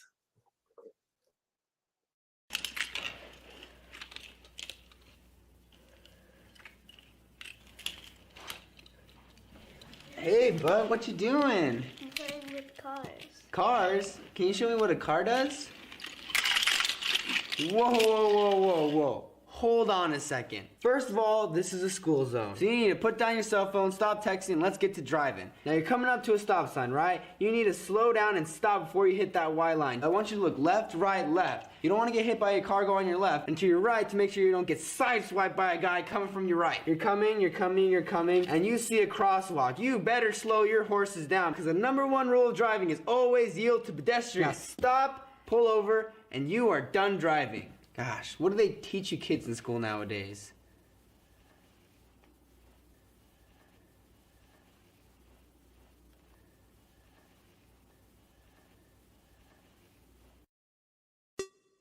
Hey, it's your boy, the Superback, Sean Sierra, and be sure to follow Sports Zone Chicago on all social media platforms, on Facebook, Instagram, and our Roku channel. You can find us at Sports Zone Chicago, and on Twitter, we are at Sports Zone Shy. Also, be sure to download our mobile app so you can take Sports Zone Chicago with you on the go. faced one of the toughest challenges of my life right here.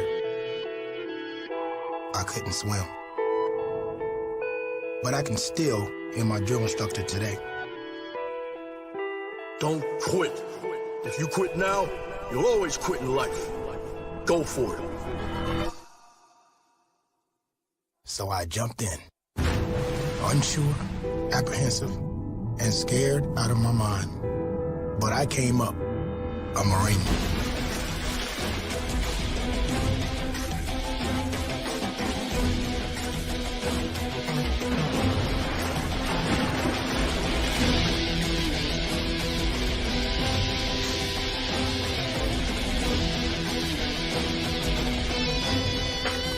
The few, the proud, the Marines. We're looking for a few heroes, mentors, trailblazers, innovators, a passion to change lives, spark curiosity, open hearts, and awaken minds, help students answer the question, who am I? This could be your calling, but this is no job. It's the journey of a lifetime. Be a hero. Be a teacher.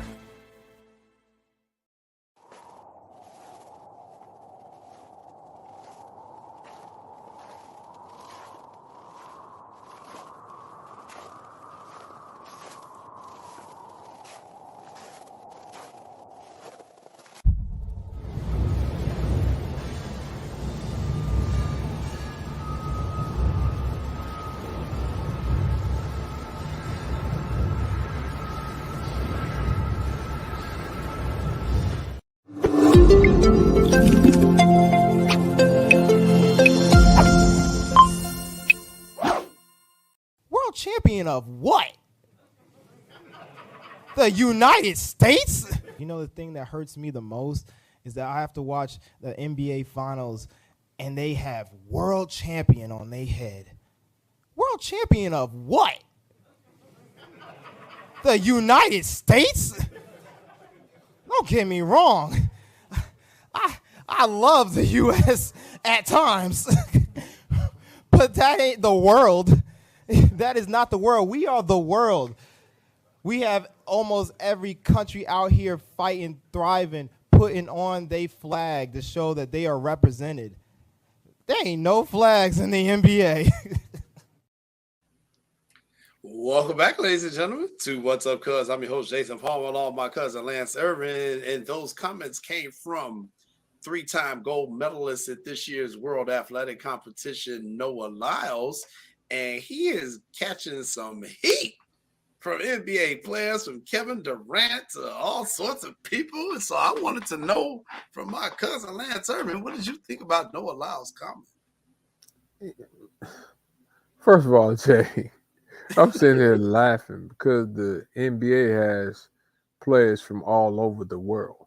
Have players from Spain, Argentina, Canada, Portugal, from all over the place, right? And they're the best, most of the best basketball players in the world. I don't know if you agree or disagree, but most of the better basketball players like Jokic and some of those guys leave their country to come play. Giannis comes to play. Manu, when he's with the Spurs, came to play. Sabonis left Russia to come to play back in the day.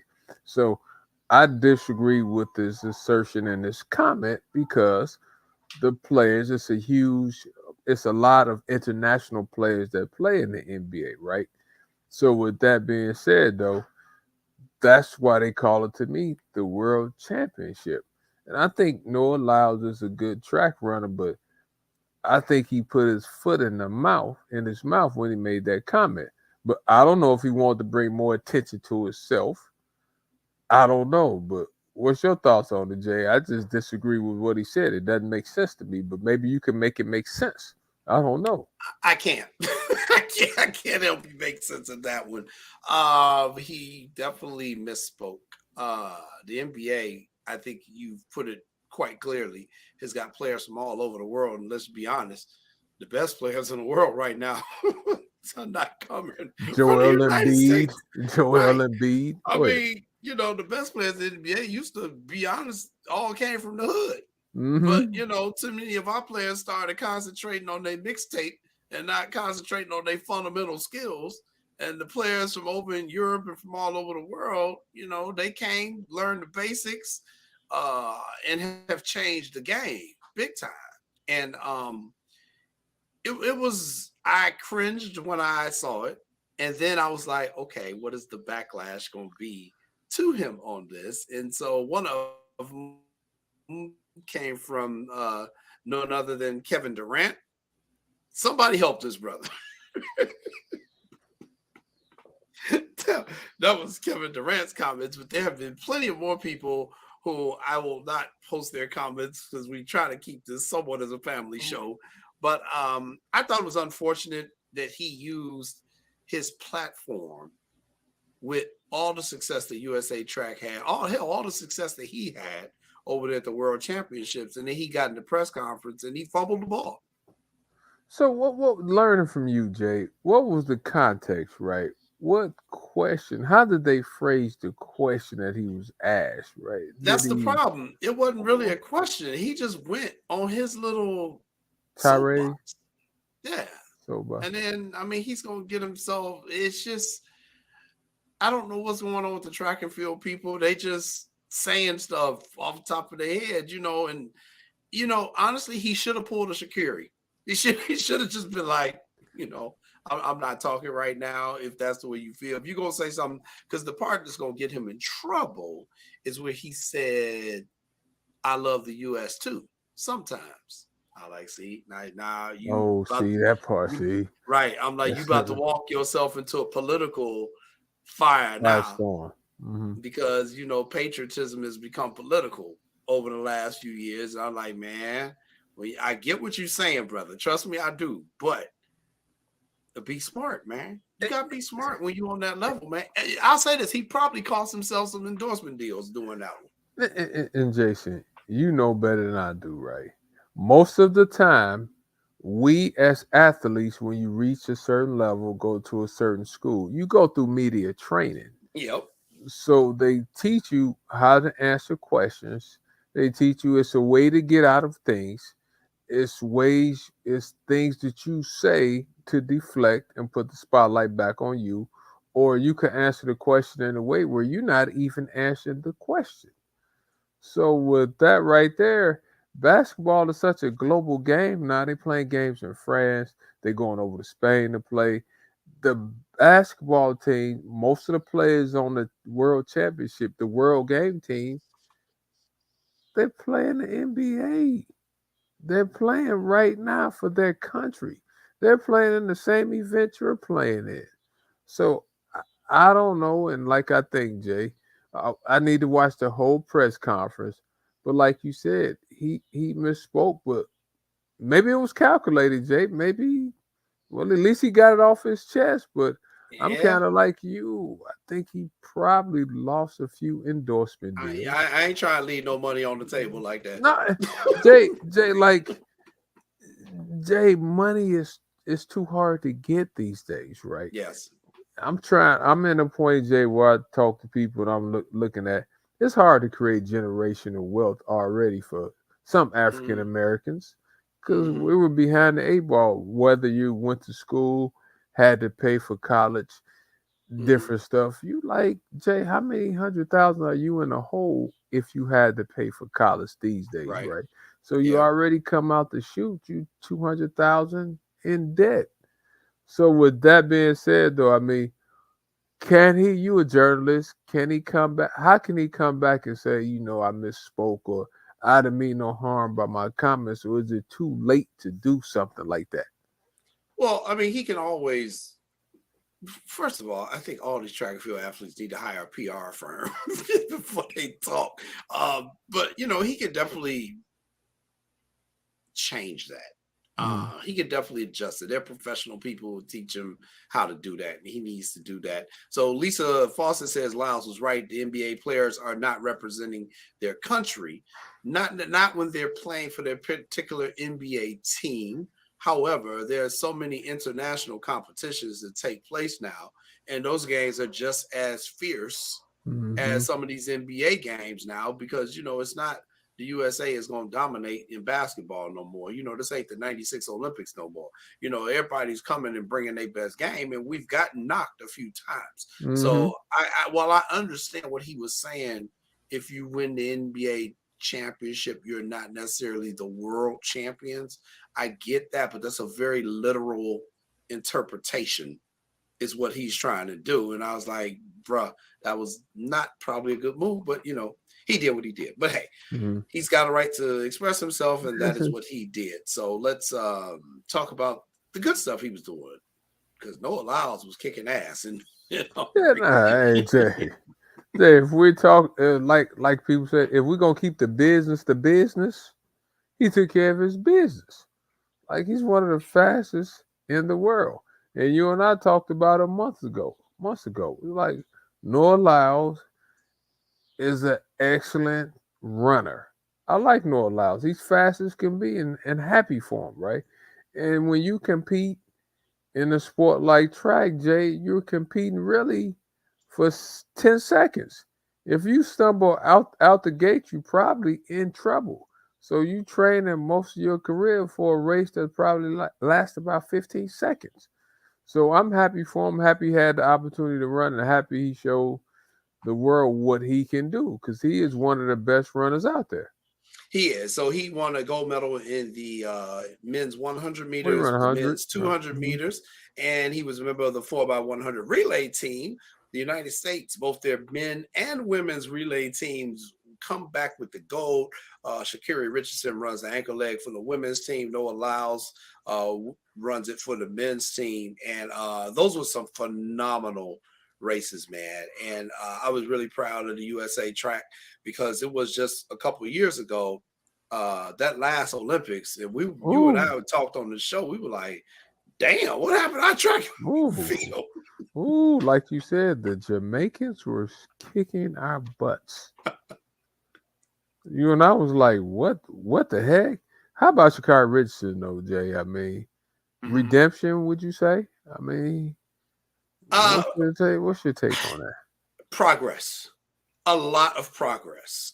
And I'm very happy for the young lady. She's gotten herself focused. I say again, I hope it is for her entire life and not just on the track. But yeah, she it definitely came out there. She got a bronze medal in the 200 meter, won gold in the 100 meter, and then gold in the 4x100. So yeah, very good. That's the talent. That's the potential that we all saw in her, and we all wanted her to fulfill her potential as a person and as an athlete. So I was very happy to see that. She's still rough around the edges, though. She pulled I'm not gonna, and this was another bad move. She pulled after winning one of the races. I don't want to talk to anybody in the white media. I only want to talk to the black press. I was like, oh God. I was like, these people are just giving away money. Like, me and Sean will gladly take the money that y'all just want to keep giving away. Jason, could you do me a favor?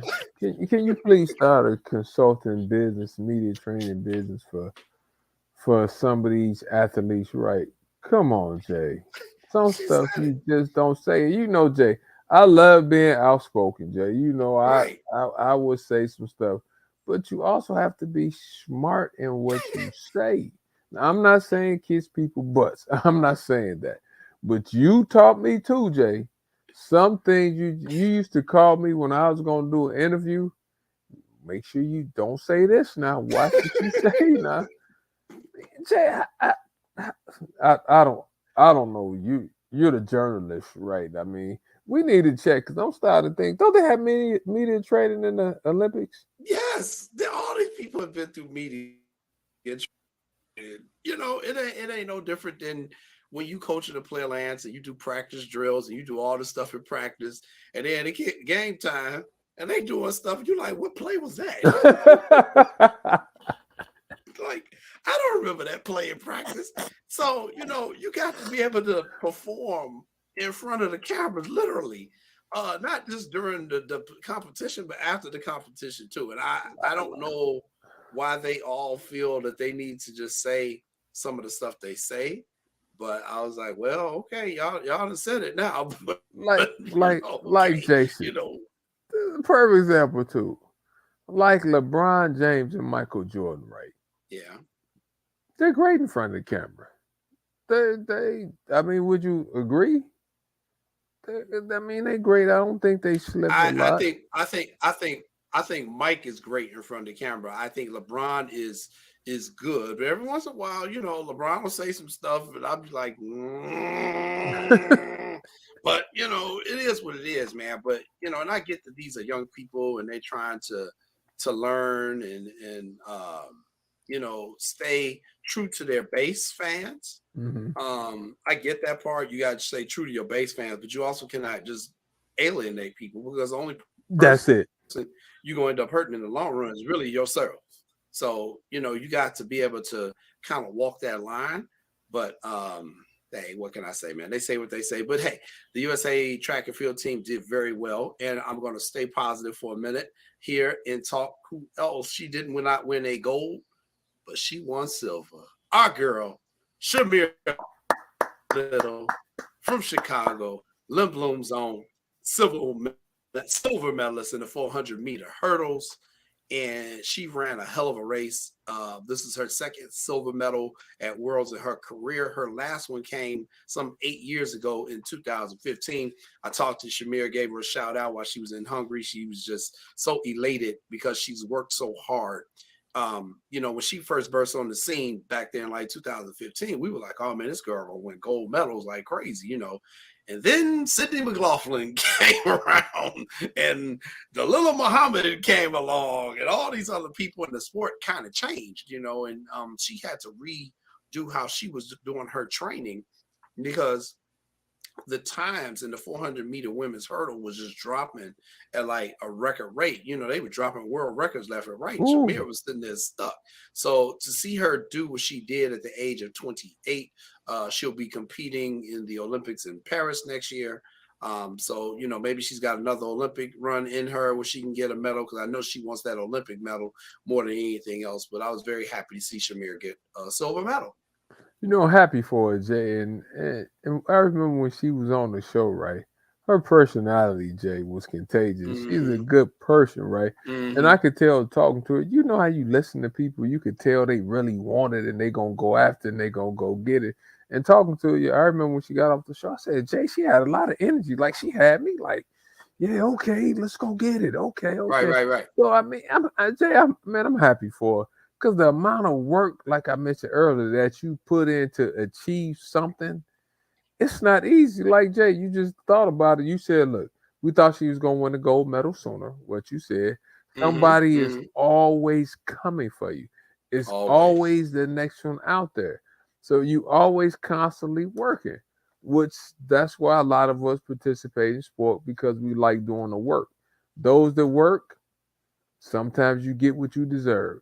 Those that don't work, it's kind of tough to get it, but she's a worker, which is a testimony to what she's been doing or what she has done. So shout out to Shamir. You see, I just started smiling when you put a picture up. I just started smiling. So happy she had an opportunity to show everybody what she can do and the things that she's been working on. Even though she went to Lindblom, she should have went to Julian. Hey, man, y'all got enough pro athletes. We got to get one. Jesus. So congratulations to Shamir Little. Talking about redemption. Okay. And my wife said, Jason, you got to do it. You got to be fair. I said, I'm going to be fair. We fair on this show. So last week, we did our little segment, and it was true. The Netherlands was tripping. They were falling all over the damn track. Well, Fipke Bowl said, hold my damn beer. This week, Fipke Bowl managed to stay upright in the last 10 minutes of the race, and she absolutely blew away the competition in the 400-meter women's race to finish first place. We just talked about Shamir Little finished second, and it was not a close second because Fipke Bowl was pissed. And she came out and kicked everybody's ass around the track, and she's there smiling now like, yeah, what y'all got to say now? Congratulations, Flimsy, is what I have to say. You got your 400-meter hurdle gold medal. And then she's like, no, player. No. You were messing with my countrymen too. So then she won the 400-meter relay race. As well as the United States women got eliminated in the first heat because we couldn't pass the baton on the final leg. We were outside of the zone. I think that's what they call it, Sean, the zone. She thought she had the baton. She didn't. And she kind of went back for it. The other girl like, stop. Too late. And the United States ran out of the zone. So we got disqualified. And so in the finals, it was pretty much the Netherlands. And Femke Bol was trailing. I should have put up. She was literally trailing when she got the baton by like a good 35, 40 meters. And the announcers are like, we know Femke Bol is good, but I don't think she's going to catch this girl. It was the lady from Jamaica, and I think it was Cuba, who was in first and second, and they were running first 200 meters. She wasn't making no ground up. Then as they were getting ready to go in that turn, about 150 meters, it's kind of like that horse at the Kentucky Derby. You're just like, hey, wait a minute. Who the hell is this coming up on the rail? And all of a sudden, here comes Femke Bol just running, and she caught the girl from Jamaica in the last 5 meters of the race and won. And then you see her expression like, yes, get up off me. She gets her second gold medal of the event. Hey, Jay, a couple of points. Number one, that's why you never give up. That's why you keep competing until it's over with. What if she would have quit and started doing a home run jog? She was like, no. I trained for this. I'm going to go get you. But how bad do you feel for the person that's in first place? Jay, 30, you up in the lead. All you have to do is hold on. That's like, Jay, I know she's having nightmares. The person that lost is having nightmares. Man. Jay, I don't care what it is, Jay. If you have a lead and you can't hold on to your lead, I don't care, Jay. I'm like, what did I do to Jay? She having sleepless nights. Sleepless nights. That's all I'm going to say. I feel bad for the person that lost. Ooh, Jay, she could have changed her life. Think about that. That's a life-changing experience. Well, I think the funniest thing about the whole thing was when, as I was watching that race, the young lady from Jamaica, she knew she was coming. Like, she could feel her. So, you know how it is when people all of a sudden they get under stress, and we say, pressure breaks pipes. And you can see her. I mean, this girl was Jamaica. She's like, oh Lord, this girl coming. She coming. Where is the line? I swear I read her lips like, where is the line? Where is the line? I just want to get to the line. And she was almost there. And in the last 5 meters, here comes little Femke's leg. And she just got her right there at the wire. So it was a great race. But I think the World Athletic Championships were really good this year in Budapest, and they set the stage for the Olympics next year in Paris, France. So I will be looking forward to that. One more subject before we get out of here, because after our show last week, there was some breaking news in the Chicago White Sox organization. The firings of Rick Hahn and Kenny Williams, which we had been saying needed to be done a long time ago, happened, and they are not out. But it was a crazy news week for the White Sox, who also said they want to leave Guaranteed Rate Field. They want a new damn stadium. And then Sean went to the game the other night, and 2 people got shot inside the damn stadium. So the White Sox, and I'm not laughing at the 2 people got shot. I hope they recover. But I was like, when it rains, it pours. And this is the perfect sign that Jerry Reinsdorf needs to sell this damn team, because all this stupidity is going on. And Sean was at the game. The police is still investigating what happened. We all have theories. But earlier today, they came out and said they are almost 100% sure that the shots did not come from outside the stadium. And that is because they actually found a bullet casing in the stands, kind of around the area where the woman was shot. So it is still being investigated. There are a bunch of theories out. Was it an undercover cop who snuck his gun into the stadium? Did the lady herself sneak the gun into the stadium? I have heard it all. So I'm just going to shut up about it and just let the official investigation take its course and find out what happened. And the worst part of this whole thing, according to Sean, Come on, Sean. Tell us what was the worst part. Why were you at the game anyway? There was only one reason why you went. Don't say Vanilla Ice. Please don't. There was only one reason I went. I drove from Orland, and I got there in the 8th inning because there's really no reason for me to watch that cesspool of a team. And I'm a diehard White Sox fan, and that was for the Back to the '90s concert. Tone Loc, Rob Bass, and Vanilla Ice. I was fired up for that concert. Man, there's only 2 songs. Each of them only got 2 songs, so it's only going to be 35 minutes. That's all I'm saying. Funky Cole Medina, Wild Thing. Okay, next. We got It Takes Two, and he got one more that sounds just like It Takes Two. And then he got Ice Ice Baby and a Teenage Mutant Ninja Turtles rap song that he had. That's it. That's all he got. I'm like, good, 6 songs, I'm out. And they canceled the concert. I'm like, wait a minute. You played because this happened in the 3rd inning. Yes. This happened in the 3rd inning. So they played the last 6 innings. So you couldn't wait another 20 minutes, 30 minutes for the people. And this is how bad it was.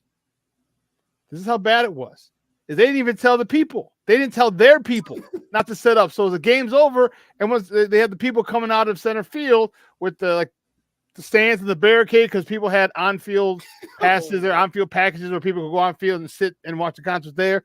They're bringing all this stuff out.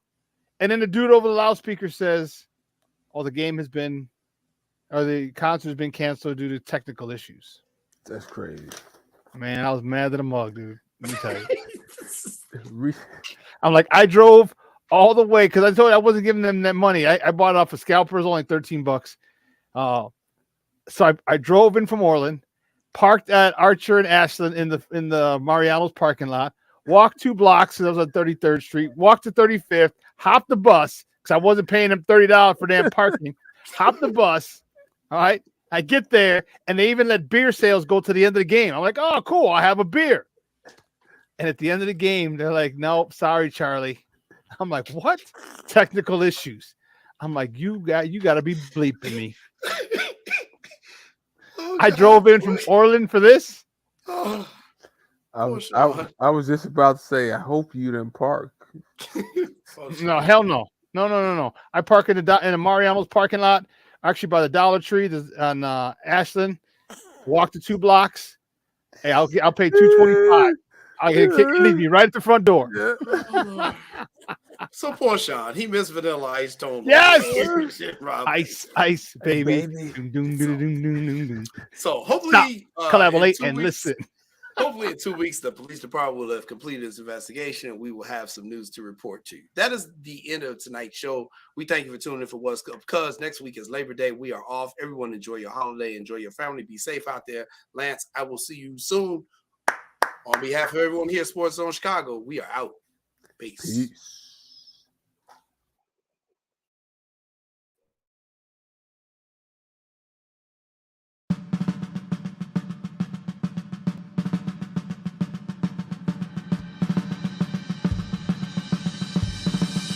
Lift every voice and sing till earth and heaven ring with the harmonies of liberty. Let our rejoicing rise.